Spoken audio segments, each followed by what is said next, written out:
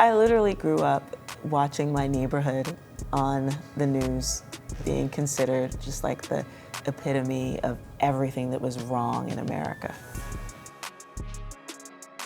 Economically disadvantaged people are easy to push around. Gentrification starts to happen first when we don't believe in the value and the power of our own communities. What's up, world? I'm Ross Mack, and welcome to Financial Freestyle here on Yahoo Finance. Now look, whether you're a professional on Wall Street, a first-time investor, or just somebody looking to change their overall financial situation, there's always a first step you gotta take, and look no further. Look, I'm gonna be talking to some of the most influential voices in my universe and asking them about their path to economic prosperity. And my guest today is none other than Majora Carter, urban revitalization strategist, community developer, and the author of Reclaiming Your Community. You don't need to move out of your neighborhood to live in a better one. Majora, how are you today? And thanks so much for joining us. I'm happy to be here. Thank you so much for having me. So tell us a little bit about yourself, right? If someone has never heard of Majora Carter, which I probably would find that hard to believe, right? Because your name precedes you, but what would you say to that person? I would say that I got caught trying to show that you can build communities that make people feel that they don't have to move out of them in order to live in better ones. I watched, one of your TED Talks, and when you talk about that, it's like obviously when you come from an urban environment, right? I'm from the south side of Chicago. Mm-hmm. Quite often people deem their pathway to success is moving away from something, right? Mm-hmm. Like your overall growth is also moving away from maybe where you came up in the event that it wasn't the most successful or safest environment. So let's talk about that, please. Yeah. So the kind of places that people usually call the poor, underprivileged, disadvantaged, we use the term low status communities to describe them because they are the communities where air quality, food options, career opportunities, just the whole kit and caboodle of being in those communities are worse than other parts of the same town. And but really, the real crux of the matter is people will tend to look at those communities as places that you want to measure success by how far you get away from them, because the word status implies inequality. And it is assumed by both the people that live in those communities and also the people on the outside looking in, even those that are claiming to help it. And so we use that word, the term low status communities, as a way to remind people that, these communities are developed in a very particular way that doesn't always work for the people that are there. And again, if we continue to lose talent, from those communities, whether they're academically or artistically or athletically inclined, what does that mean? Why are we not creating the right kind of infrastructure in those communities to make people want to stay and invest in their own communities?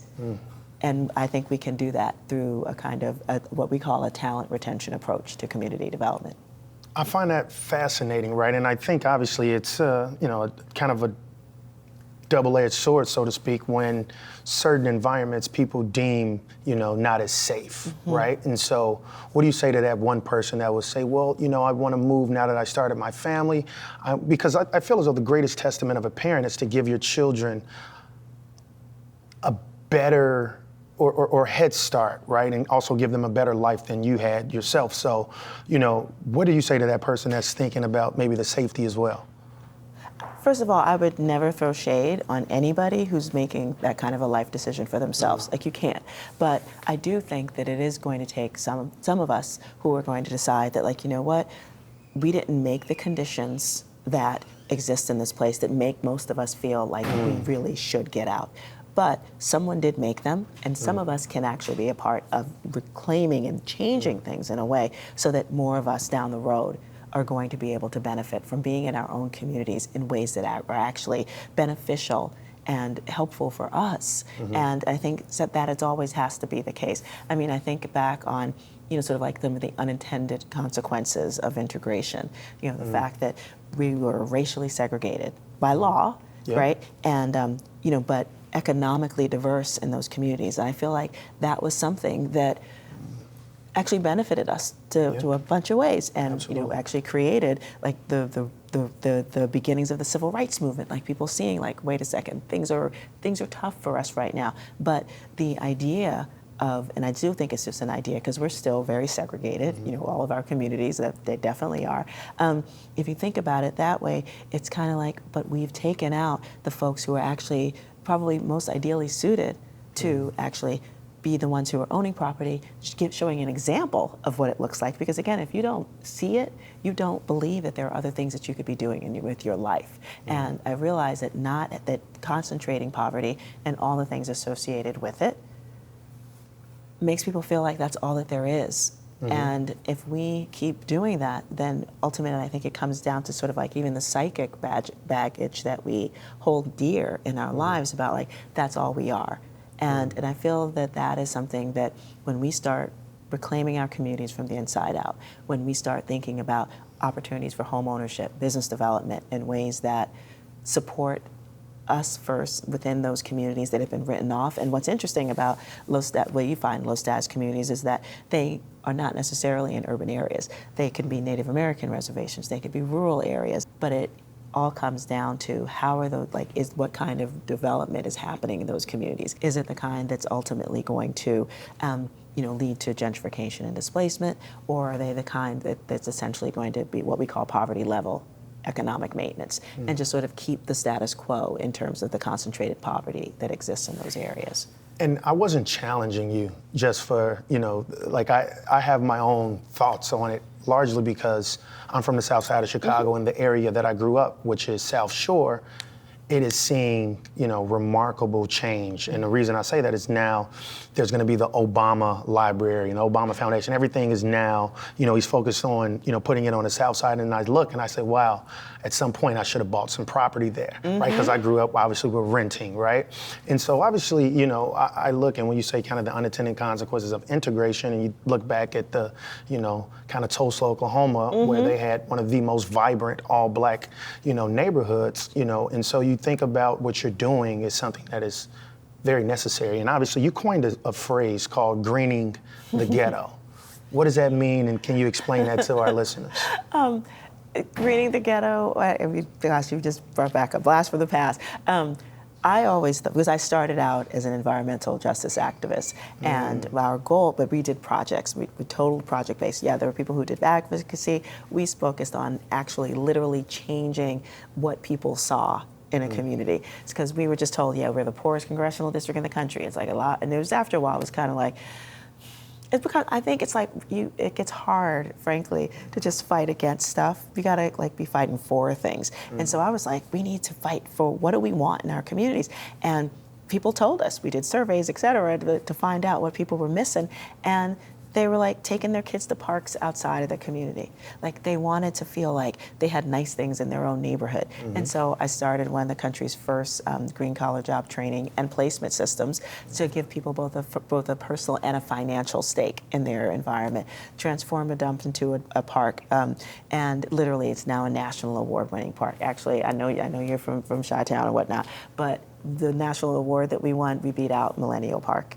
Oh, hello! That's what I'm saying. I know, right? Okay, it's like saying all something. Right. Hunts Point Riverside Park. We beat Millennial. I was like, oh my goodness. But anyway, but the whole point is that greening the ghetto was about, yes, the literal green. Here we were, this literally environmentally ravaged community. Sewage treatment facilities, sewage sludge pelletizing plants, thousands of truck trips a day, and it was just like, this is kind of crazy. So greening literally meant adding more green to our community as a way to purify the air, deal with the issues around urban heat island effect. But also, it was also about how do we create new opportunities for us to make some money while we're here? Yeah. And that's why developing the green collar job training and placement system, and literally not just training people, because there was a big move for people to have to get green job training, but no one was thinking about getting people in real jobs or helping to develop businesses.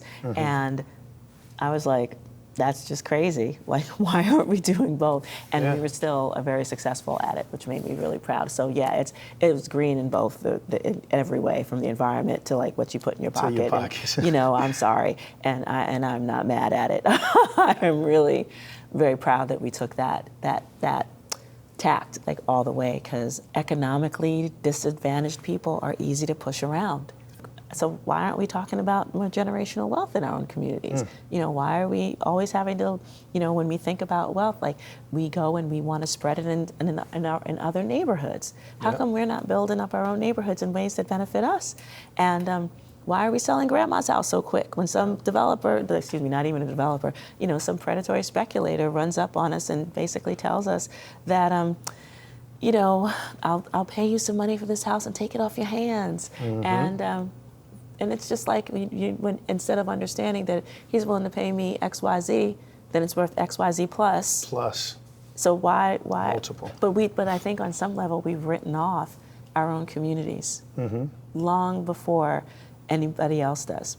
And people like to think that first signs of gentrification are things like you seeing a coffee shop or a Whole Foods. Yeah, in a neighborhood you never saw before, and. But really, I think gentrification starts to happen first when we don't believe in the value and the power of our own communities. Wow, that's powerful, right? I think to your point, right, I think the average person's like, oh, it's gentrifying, you're seeing certain people walking, walking their dogs. But the reality is it's us that actually just kind of lost faith in the community. So let's actually segue there, right, into kind of what does the Majora Carter Group do? So we are an urban revitalization strategy firm, although we actually do work in not so urban areas as well, or less urban ones, and we do real estate development. But we have a very particular focus, which is about retaining, which is called talent retention, community development. And it's the same kind of thing that businesses do. Like when you think about, you own a company, you're going to want your people to stay because you don't want to be retraining people. You don't want to pour resources and training into somebody so your competition can hire them away. You want them to lean into what you're doing and basically keep you in the black, and that's a good thing, right? If you're running a company. But when we think of low status communities, we don't think about retaining the talent in those neighborhoods. As a matter of fact, it's almost a talent repulsion, experience that many of us experience. I know I was a really smart kid. I was reading when I was 3, and I remember almost every single day, it's like, you're gonna grow up and get out of here. You're just gonna be somebody when you get out of here.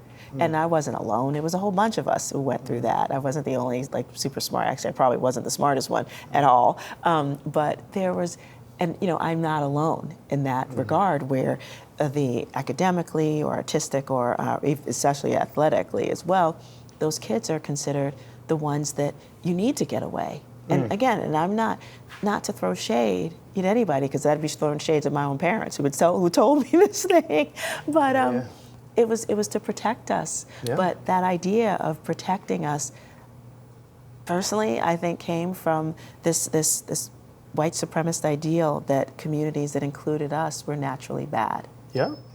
And that the best we can do was get out of them. I mean, of course, we took everything with us, but it was, at least you got out of them. But it was just a way to destabilize the entire culture, and it's been successful. And that whole logic and way of thinking stems from systemic racism. That stems from redlining, which prevented those areas from actually, those homes, increasing in value. But listen, guys, don't go anywhere. We're going to take a very short break, but stay with us and we'll be right back. All right, guys, welcome back to Financial Freestyle. I'm Ross Mack, and I'm here with none other than Majora Carter. Listen, I obviously am finding everything you're saying to be quite not only insightful, but that's something that's actually, making me say I need to do something, right? Because I think that, when you talk about revitalizing your area, quite so often the idea and the logic of getting out was kind of, ingrained in our brain from a like you say, a systemic system where, we're thinking, we gotta escape, while that's just allowing other people to come in and actually capitalize. So, when you think about real estate and when you think about your overall mission, what would you say your why is? My biggest why is helping more people understand and then either get or keep generational wealth. I mean, the other big, well, it is probably the biggest why. It's like, but I also believe, I'm a woman of faith, and I really believe that helping people feel comfortable and confident in their own community is a way of me loving my neighbor, and build that is this type of community development will do that. Often when you think about capitalism, there's almost like a dichotomy of like, making money / doing good, and it's often at the end of the spectrums. Have you found a perfect balance in what you're doing? Well, I don't know if it's a perfect balance, because bigger people, smarter people than me have tried to dismantle capitalism. I just look at it and go, and understand that number one, it's been unevenly applied, like the benefits of it. Absolutely. Because quite frankly, if everybody that came back from the war, regardless of their color, got a GI Bill, we know that black folks historically did not. If Social Security started where black people could actually benefit from it, which it did not, I think people would be in very, very different situations. Absolutely. So, but these are all like capital structures that were used, right? So, and we know the things that were used against us. But I also feel like I look at the Black Wall Streets, whether it was Wilmington or Tulsa being the most famous among them, and go, that's capitalism too. So obviously we did some digging, right? And I know a little bit, right? You bought the building your dad grew up in. You opened a coffee shop a few blocks from where you grew up, and you still also live in that same area. So kind of let's segue there to get a sense of kind of one, living your why, right? A lot of people kind of walk in their purpose and they say, hey, I want to do good, but from afar. You're on the front lines. I'm totally. Yeah, so I now live in the house 2 blocks from the house I grew up in. Okay, I squatted a house across the street from the one I grew up in.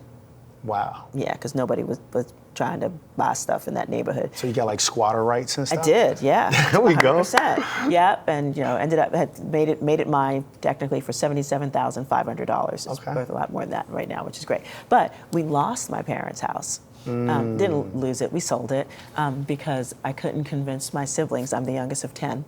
Wow. To hold on to the family house after both my parents passed, because they didn't believe in the neighborhood. Yeah. And at that point, none of them had lived in the neighborhood for years at that point, and I was the only one. And that kind of hurts. I feel like I was unable to voice that, in a ways that people my siblings were able to hear and understand. But again, I think it speaks volumes to, the idea that in low status communities, folks will see they don't see the promise that's in it for themselves. And so it's just easy to kind of turn away, because it is what we're trying to do with the work we do is change the mindset about what it is. But my dad is the reason why I was born, and it's this little rail station that I did acquire because he was a Pullman porter, and he wanted to be on the line that he spent most of his time, which was the New York-New Haven line. And there were a few stations in the Bronx that that was on his line. So he was even though the stations were closed, they were hoping they would reopen them. That was Brothers on the Rail said. And so he won $15,000 in a horse race. Wow. In California. And though you could imagine this was in the very early 1940s, it was even more difficult for a black man to get a mortgage back then. But he literally he didn't put it in a bank either. He literally carried that money cash home with him. And he was living in Harlem at the time. For the 40s, the banknotes were yes, huge. It was hilarious. And so he took the money and he literally carried it with him. And the neighborhood, Hunts Point, which is where I grew up, was all white at the time. And he found an Italian family, the Sacco family, that were willing to sell directly to this great big old 6'3" black man. Wow. And he didn't feel comfortable living there for 2 years because it was all white and he was a big old black man. Yeah. But when he met and married my mom, and it was just I think I need to move back in. I think we need a place. Wow. And that's why I was born. But the house, it never opened up. The rail station didn't open up. But I find it really hilarious that his baby daughter is now transforming it into one of the coolest event venues in New York City. That's and amazing. It's beautiful. I think of my daddy every time I walk in. When we talked about kind of your why, quite so often in our community, people just need capital, right? We have a lack of, financial literacy, which also makes us, we're always in a survival mode. And so thinking about going back to your, situation where, look, there's 10 of us, we can all own this together. We're probably 9 of them saying, listen, let's sell it. We need the capital. And then you think about historically, 90% of millionaires got their start in real estate.